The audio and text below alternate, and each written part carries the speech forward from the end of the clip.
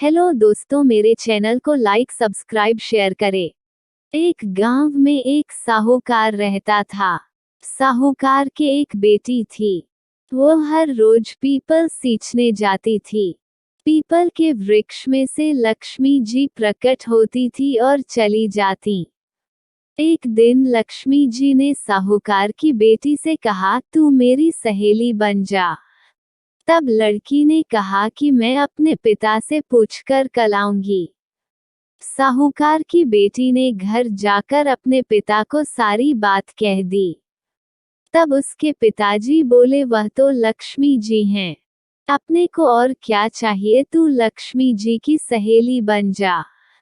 दूसरे दिन वह लड़की फिर गई। तब लक्ष्मी जी पीपल के पेड़ से निकल कर आए और कहा, सहेली बन जा। तो लड़की ने कहा, बन जाऊंगी, और दोनों सहेली बन गई। लक्ष्मी जी ने उसको खाने का न्योता दिया। घर आकर लड़की ने माँ बाप को कहा कि मेरी सहेली ने मुझे खाने का न्योता दिया है।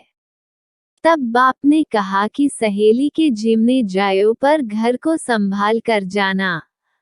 तब वो लक्ष्मी जी के यहाँ जिमने गई तो लक्ष्मी जी ने उसे शाल दुशाला ओढ़ने के लिए दिया, रुपये दे, सोने की चौकी, सोने की थाली में 36 प्रकार का भोजन व्यंजन करा दिया। जिम कर जब वह जाने लगी तो लक्ष्मी जी ने पल्ला पकड़ लिया और कहा कि मैं भी तेरे घर जिमने आऊंगी।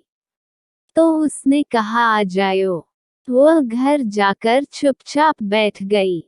तब बाप ने पूछा कि बेटी सहेली के यहाँ जिम कर आ गई, और तू उदास क्यों बैठी है? तो उसने कहा, पिताजी मेरे को लक्ष्मी जी ने इतना दिया, अनेक प्रकार के भोजन कराए, परंतु मैं कैसे जिमाऊंगी? अपने घर में तो कुछ भी नहीं है। तब उसके पिता ने कहा कि गोबर मिट्टी से चौका लगाकर घर की सफाई कर ले। 4 मुख वाला दिया जलाकर लक्ष्मी जी का नाम लेकर रसोई में बैठ जाना। लड़की सफाई करके लड्डू लेकर बैठ गई। उसी समय एक रानी नहा रही थी। उसका नौलखा हार छील उठाकर ले गई और उसके घर वह नौलखा हार डाल गई और उसका लड्डू ले गई। बाद में वह हार को तोड़कर बाजार में गई और सामान लाने लगी तो सुनार ने पूछा कि क्या चाहिए? तब उसने कहा कि सोने की चौकी,